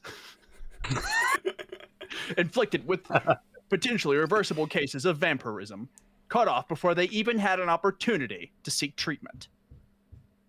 And you can feel immediately his tone changes. Initially, he was harried. He was feeling stressed. He was feeling freaked out. He was feeling hard pressed. But suddenly, he just kind of like pauses that, and he shifts his body and stands in front of Jack, but he doesn't look at him, of course. And he says, "If they are aggrieved, they may take it up with me." I'm afraid that they're too scared of you, Loth, to even seek the slightest recompense. That is why people like me have jobs like this. Hard jobs. Loth, you're a hard worker. You understand? I'm here to ask the hard questions for people too aggrieved to enter into these, frankly, dire and unpleasant conversations. You feel a deep bitterness building in him as he says, "If they request money, I have none." I understand your circumstances and lifestyle. They feel a little thankless, don't they, Loth? It feels like people don't really appreciate that you are the only wall between them and the terrors of the unknown night. He looks like he's going to say something, but doesn't. Speak your mind. If there's any time that we should put all our cards on the table, so to speak, it's now. Remember, grieving families have put a lot on the line so that I can have this conversation. And As you do so, you hear a click and a chunking noise, and he reaches out an arm and grabs the spear that had just been projected out of a wall. It kind of pauses, quivering about a foot away from Jack. Yeah, exactly. He brings it under an armpit, bends fiercely, and it like bends at an angle, and so when it tries to retract back into the wall, it just kind of like clatters against it. Yeah. And you hear, or rather, you wouldn't hear, but Echo would hear the distant sound of a thrall going, "Oh no, broken." He's trying to get the spear to retract. But Loth would say, after a moment, in a very low tone, "They've never been grateful."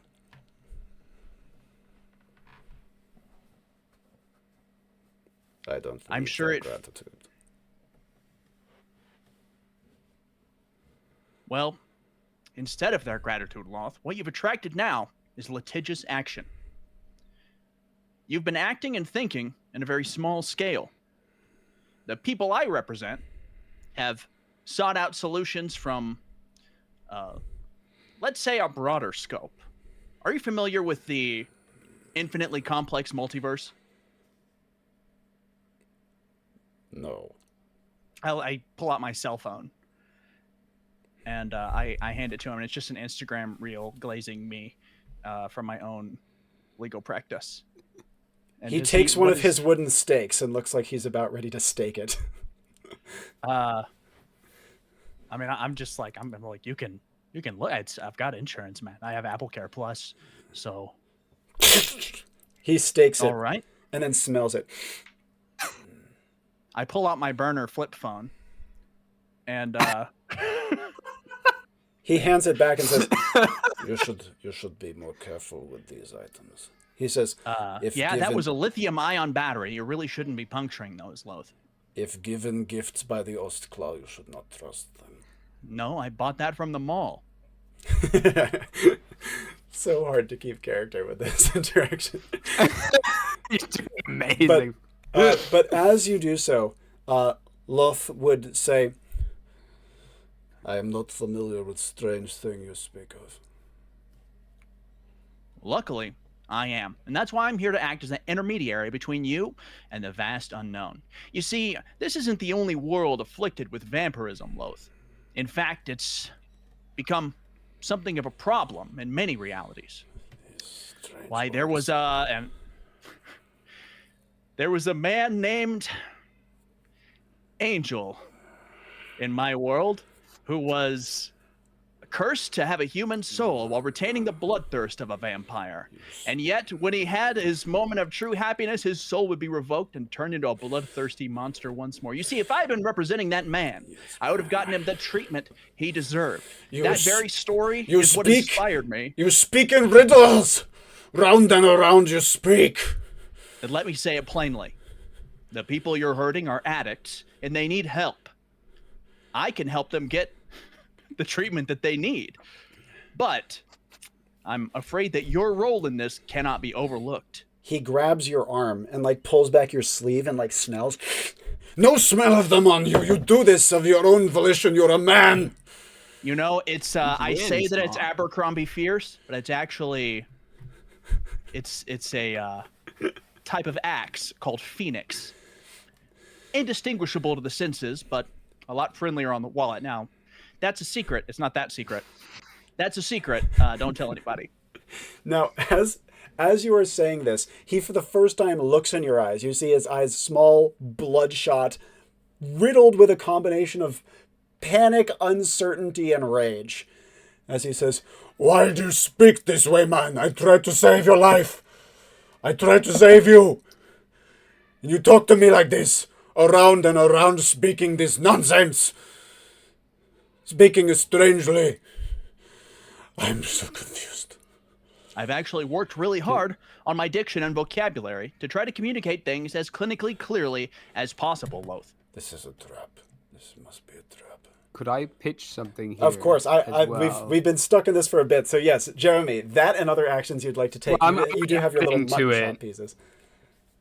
Well, I'll get to I'm those buying later. time. But So if for I now, bought time, I I pass a turn.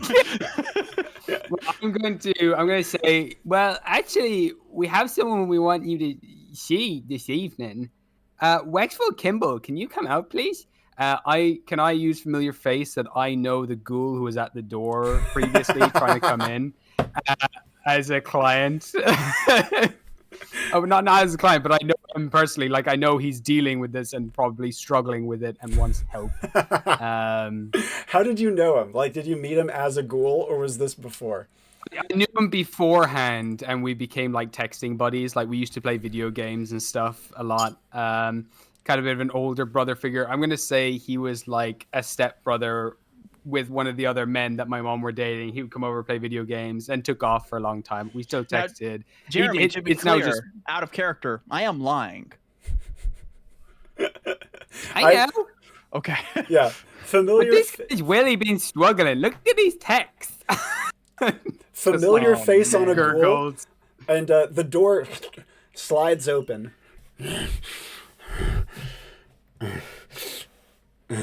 And the ghoul comes This like man used shuffling to play inside. video games with me. He used to be my bestie. And now he's just a sick, sad, horrible ghoul. And he just can't even speak properly. And after a moment, Loth, just staring in horror, would like reach out and like drag Jewemy away. Careful! And the ghoul, which had been like sizing up Jewemy's arm to take a bite out of it, goes like. See? We used to be bestie. Now he wants to eat me. And We you need see to that get him help. You can't kill him. Loth has pulled out a stake already. And he says, "There is no cure." I'm afraid that's where you're wait. wrong.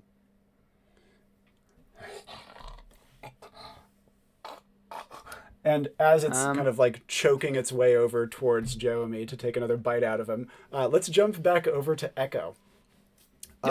This insane distraction has actually made Loth not notice Trina, despite viewpoint being down. So now, what are we thinking in regards to that big energy work to make that permanent? I was wondering. Well, the thing is, the diary could be really nice because that has a lot of memories, and it is like a physical thing I could take from her. It's a shame there's no fire in this room. There's a fireplace, but there's no fire because I could have burned it, and I feel like that would have been. Oh, you do. You do have you have a +2 arcane, and a manifestation to set something flammable on fire is very doable. Oh, well, I then saw a that guy could do be, that in I'm trying Chinatown. Yeah, so burning the diary is on the table for sure. Yeah, like these guys are like fucking going for it. Echo is delighted and just like trying to convince Trina like just it's a diary. You can write it again if you want, but you have a picture. You have a real picture with love. Like imagine. Trina has stood like pulled herself up to her full height and is looking daggers. She says, "You even dare imply that I would give this up? How dare you? You don't want this? You hired us for this. This is, I think, infinitely more valuable than things that you have personally written down. You can write down again. There must be another way. You can't buy this. Well, unless you can make yourself visible in photos. We're running out of time. He's gonna, I think he's gonna kill Jeremy. And as she looks over her shoulder, she kind of slides her hands low and pulls from kind of the sash around her waist a small book, no bigger than like a Gideon's Bible. And with one long spindly hand with long dagger-like fingernails, she would gently hold it down, though she turns her face away, and you can feel that she's just utterly disgusted by this. That's fine. Echo doesn't care. They just think this is a good deal. Fair point. Yeah, I'll burn the diary. How would you initiate the? How would you initiate the burning of it? What's the paired action for setting this thing on fire? I think they'll hold both of these like one in each hand, and they'll stare at the picture, and then like on the other hand, the diary will like light up, and like as the diary like disintegrates, the photo becomes like slowly visible. And as you are burning away the diary, Two things of note. First of all, like mentioned, this is a pretty big veneer. This is it's small in size, but big in impact. And as such, Echo would feel this like rattling sensation through their body as they expend a substantial amount of essence. Like this is a draining spell. However, when your essence depletes, the exhaustion symptoms are very different than when physical energy depletes. It's more like being high. Your emotions are have mood swings. You start to have little hallucinations and things like that. And so it would feel invigorating, if anything, to spend this amount of essence on a single cast. Especially kind of like cold medicine. Especially with the deep satisfaction of watching her image slowly kind of burn its way into the photo. Trina, however, isn't watching the picture. Reason being is jumping back over to the other two, Jewemy, and Jack. There is a small hiccup in your distraction operation, which is when Echo sets a book on fire, that pulls his eyes. A sudden fire in a dark, dingy room. And you can see that he goes from looking at the ghoul and looking at you guys to looking at Trina, standing next to Echo. And he freezes in place and says, I see now. So you have reduced yourselves to working for them. And for what? They will turn you the same as they turn others. You are a traitor to your kind. They kill us. They eat us. They are brutes and monsters. And I will still save your lives, even though you have done this thing, but you must not. You must atone for this. If it had not been me, if it had been others, you would have brought others to their death with this awful scheme. It's just for money. Racist alert. Racist alert. I'm going to just start pointing at him and doing this. As you do so, you feel Child molester, racist alert. As you do so, you feel your arm gently grabbed as the ghoul goes to like size you up for a bite out of your arm. Jewemy, actions you'd like to take? I'd be like, careful with that. That's really bad for you. And I'm going to take my bottle out of Nostrum and just splash it in his face. I'm going to, if possible, pair that with a by the wayside action. As I'm assuming this is very strong, like almost like 90% booze, Nostrum. The bottle itself, when liquid leaves it, it ignites from the Nostrum, which just causes a small spark of anything leaving. Or I'm going to say you can twist the bottle a little bit using by the wayside so that to cause this spark to erupt, to cause it to set his face on fire. What's going to be your paired action to initiate the by the wayside? Because by the wayside typically wants you being like coming across something and being pleasantly surprised or interested in it. Right. That's a good question. And I don't really know. I'll jump to Jack and then I'll jump back to you. How's that? Jack, as Loth sees Trina and begins to rant, what would you like to do? Ah! Get us out of here! Ah! Ah! And his rant is immediately paused as he goes and scoops up Jack and throws him in Pointing like a at Trina. fireman's lift. Ah! Ah! And as he does so, he like scoops you up. He says, I forgive you of this. I will forgive you of this. I will get you to safety. And Can I get that in writing? He says, no time. But he points, and he points towards both Echo and Jewemy. And he says to Jack, you must tell me now. And he like scoops him back and looks him face to face. Are they human? Are they human? Well, there are a myriad of races across the multiverse, even in this world. Human, man! Are they human? I'm afraid that answering this question callously could result in liability on my part. I assume that is a no! And then he throws They you are back across not his shoulder. beyond saving, if that is what you're asking me. And as he puts you back over his shoulder, he freezes and then turns. He like has a moment of like considering whether Jewemy, who's in more imminent danger, or Echo, who hasn't been a complete pain in the ass, is more worth saving, and then concludes that the small child in imminent danger of getting ripped to shreds is probably more saving. And so he turns and goes bolting towards Jewemy as he lets out a whistle, and his falcon starts swooping down towards Echo. Before we do so, Jewemy, thoughts on By the Wayside? How would you find... I'm throwing the liquid out of the bottle. Yeah. And I'm like, okay, this is cool. But at the same time, I'm like, this would be more effective if it was more dangerous.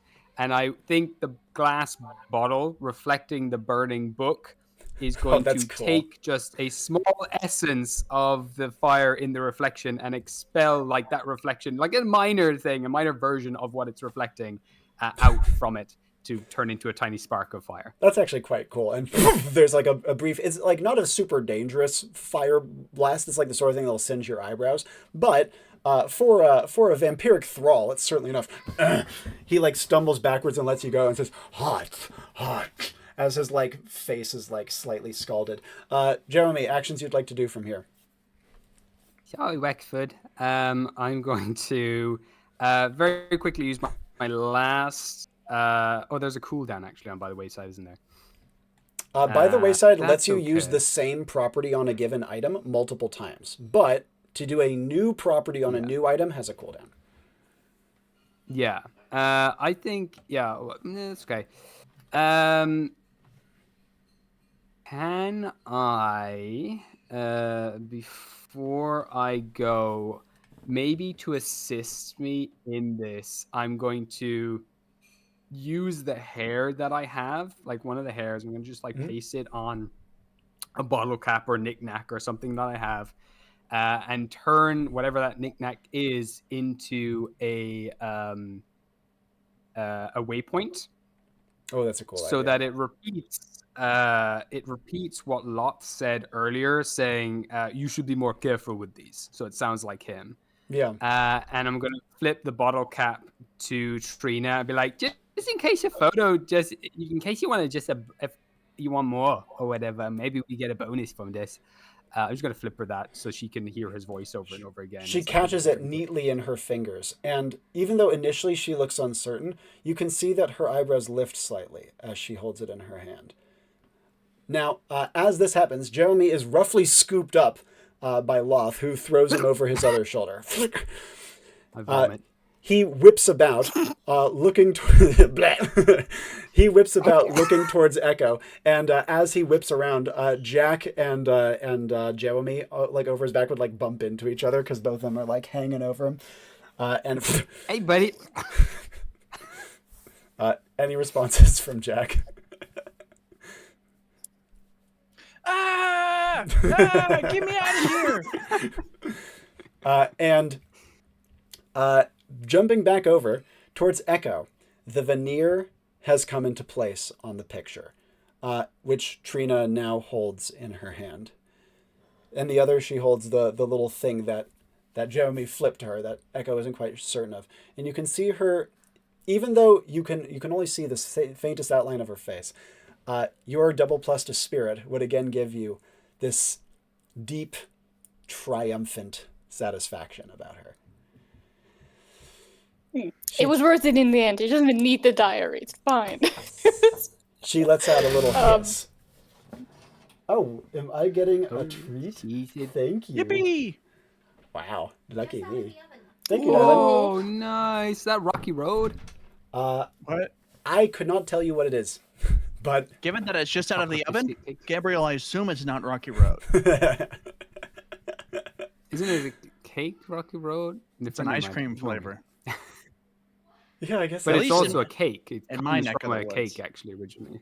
Is it originally a cake? If it does, that knowledge is lost to time. I asked my grandpa, he said we don't know how to make it anymore. It's like when you mix melted chocolate with like biscuits and stuff, And marshmallows, too. like a chocolate cake, Oh, marshmallow, and then that's the cake. That's This cool. is infringing on s'more territory. Yeah. A little bit, just a little bit. Now, Echo, as you do so, and you see Trina have this moment of satisfaction. She turns to Loth and would say to him as he starts to sprint towards the two of you, I am so grateful that I had the chance. But before she can say anything like that, he brandishes a stake, and she, like, skates away to the side. He is, like, pointing the stake at her with your two companions over his shoulders. Oh shit. Okay. I guess I'll stand in, like, between them, because I've, like, gone through a lot of trouble at this point, and also I'm highest boss. I don't know if I can, like, really tell that my life is in danger if I, like, I'm just like, this is fine. This is something I can do. And I was like, you're not gonna get the child out of here first? And Loth roars at Echo, if you wish to save your miserable skin, out the window with you! I'll Recommending go a with Hiko. course of action that could lead to grievous injury. Interesting. Pausing, and then says that, and then goes back to, Can I, like, I'll go up to him and I'll, like, jump up, like, expect to be picked up. So, like, he doesn't have enough hands to, like, have a stake in hands. Like, let's go! And Loth, like, with his head, tries to, like, cradle Jewemy while his other arms are, like, contending with the adults. And he hurries over towards the window. You feel his body, like, groaning under the weight of 3 people. And he flings himself out of the, fortunately already broken window, and the group of you land in a heap on the grass. This is not a fun fall. Echo is the most protected, being on the front, but both Jewemy and Jack get a face, like a mouthful of soil. But as soon as you jump out of the window, you all feel your Enclave badges ping. Final actions as Loth is scrambling to his feet, and they're like, go, out! The traps are sprung, the way out is clear now! Okay. I'm going to talk it over with my clients after hearing your point of view and try to reach an equitable settlement. Go!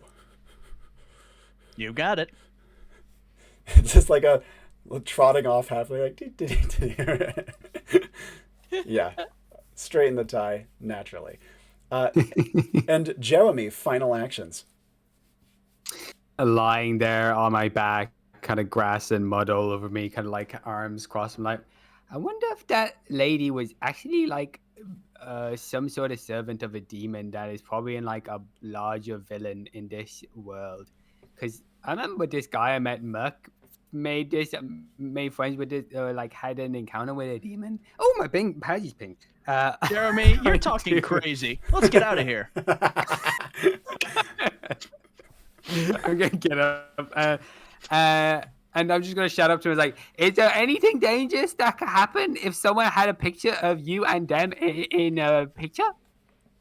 You don't hear any response. I mean, if it gets on social media, fine. could be trouble. I will ping my badge. And given the state of my cell phone, I don't think he's a fan. And lastly, Echo, final actions. I figured just in case, they have some time now to run away because Loth needs to get back inside.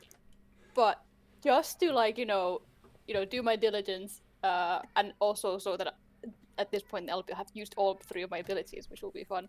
I would like to create a phantasm of a vampire, but like running kind of like away from the building. In hopes that maybe he'll see You're it. never gonna Maybe catch it'll me, be like Trina, and like he'll go. Like maybe he'll go for that before going back inside. What's going to be your paired action for it? Like, Phantasm is pretty simple paired actions, usually just like a theatrical gesture. But given that, you've just been dropped on the ground, what do you want to try?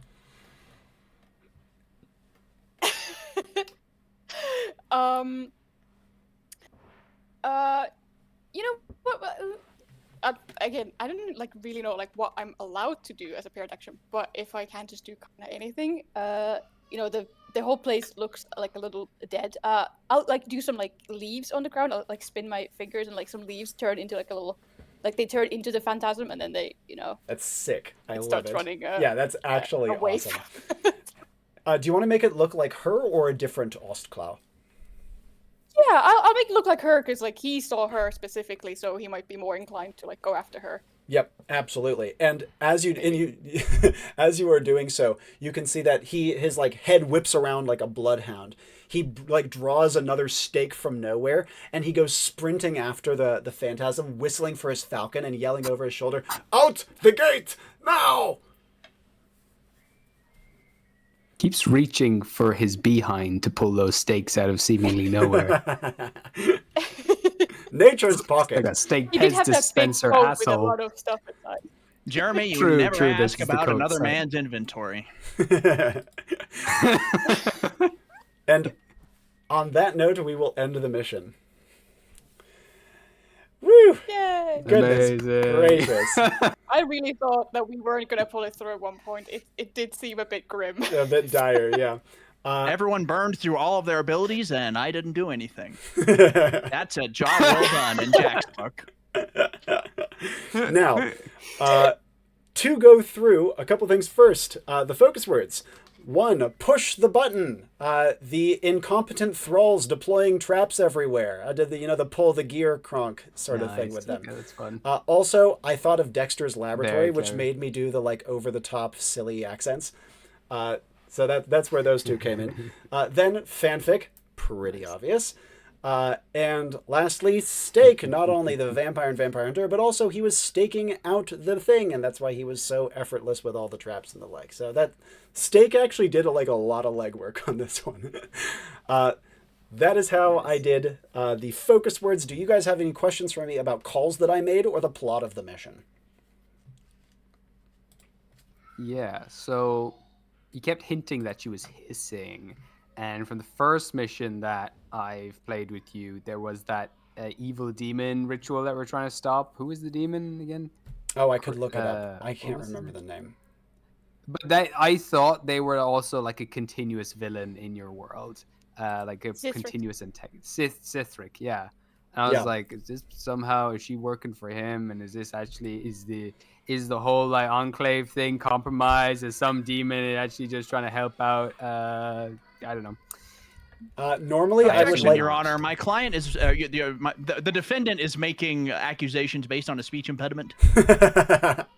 Yeah. Normally, I'd like to play coy about that and be like, ooh, maybe. In this case, I'll say no relation. You guys never saw under her veil, and the hissing is part of the deformities that the Ostklow have. Thank God I never saw under her veil. Yes, indeed. It's a legitimate question, though. I do love doing stuff like that. I'll bring Sithrix back in like a year and a half in the most like roundabout way possible. To just be like, ooh, remember this. Do you guys have any other questions about calls that I made or the plot of the mission? Excellent. Great. And to give Was she actually genuinely going to do something messed up with the photos? Like, was she going to do some dark ritual stuff to like take him over? Do you think? Or was she just a super fan? Yeah. Let me put it this way. Is it impossible? No. Current intention of the character for purposes of this mission was genuinely because she's a super fan. Okay. Jeremy, there's a term Yeah. that we use in the legal business. She's a mark. She's a 100% devoted super fan of, frankly, an overrated performer. But you didn't hear it from me. Oh wow. Gee whiz. Along those lines, Damn, Jack. a brief review of the characters, beginning with Jack. That was hysterical. I had an incredibly hard time keeping composed. But on top of that, though not an ability was used, you used your stats beautifully. Not only did you make great use of your spirit stat, but you also made better use of your intelligence stat than the vast majority of new players. You made great guesses, and that let me kind of piggyback on them and give you a little more. And that's how you use intelligence. It's about confirming guesses and getting extra information out of guesses. And you did genuinely beautifully with that. Character is hysterical and is super interesting, and I cannot wait to see him use Embrace Darkness on a future mission. It's going to be like 5 missions. He's going to break it out and be like, oh god, that's what it's been this entire time. Oops, comeuppance. Yeah. I think that being is called praxis. Oh, that's even better. That's sick. I think that as you level too, I'd definitely consider picking up maybe like a satchel off the Wanderer so that you can like pull out more stuff. You know what I mean? Because obviously I was giving it to because it was funny and also it wasn't like mechanically consequential. But if you ever wanted to use a phone in like a mechanically consequential way, grabbing it out of a satchel, or getting up a hand mirror off the Illusionist, which allows for long distance contact and reskinning it. It's another thing you could do. So I thought it was wildly fun character that I would love to see more. Oh, Yeah, book bag definitely is a bag of bullshit to reach into. Yeah. Next up, Jewemy. This was just the most textbook Jewemy mission. I'm finding my comfort zones with some of the powers. I'm like, yeah, Yep. I'll do this again, rinse and repeat. But also, I like that you're catching on to them more and more and giving me more, making it more difficult for me to use those things Indeed. again and again the same way. Familiar face on a ghoul was a tough one, but you did pull off a pretty fun one. Obviously, I had to adapt and extrapolate a few bits, but there's We used to play Lethal Company. Now his company is lethal.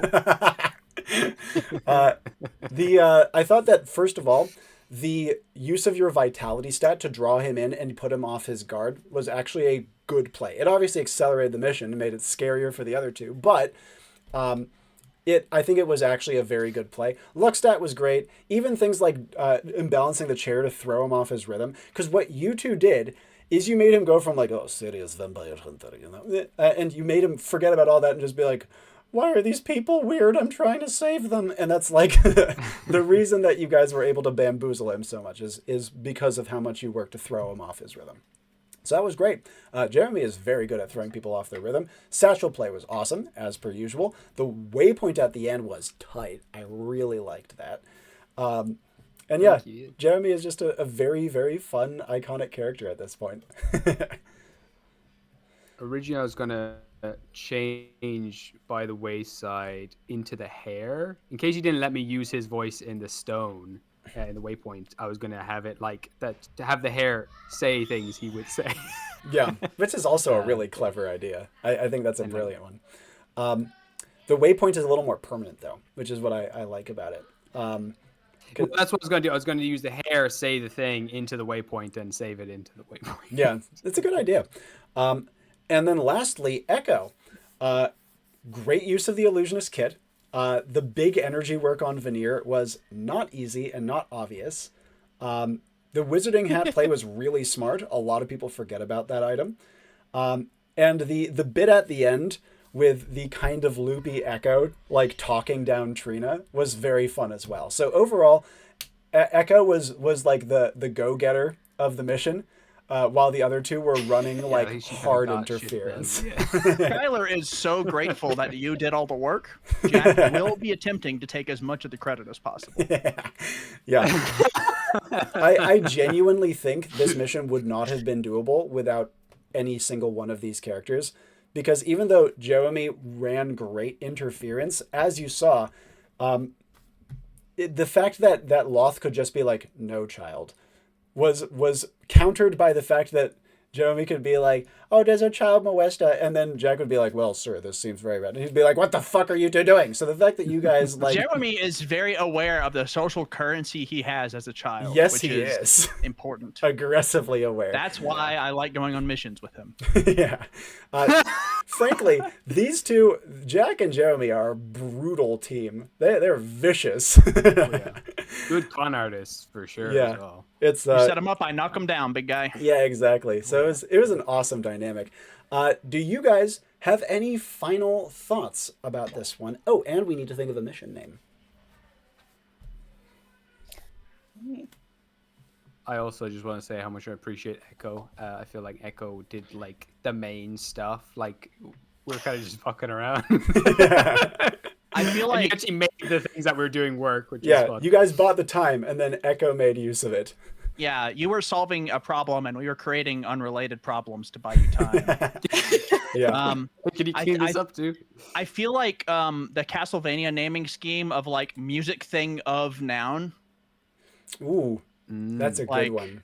Symphony of the Night, Lament of Innocence, Aria of Sorrow. Oh, god There's damn. some really good ones in the chat. Yeah, I was going to say, Like, Lethal is Pixar coming up didn't with some happen. Picture freaking Didn't good Happen ones. was pretty good. Pixar Didn't Happen is very good. Never Meet Your Heroes, actually, they're cooking with that one.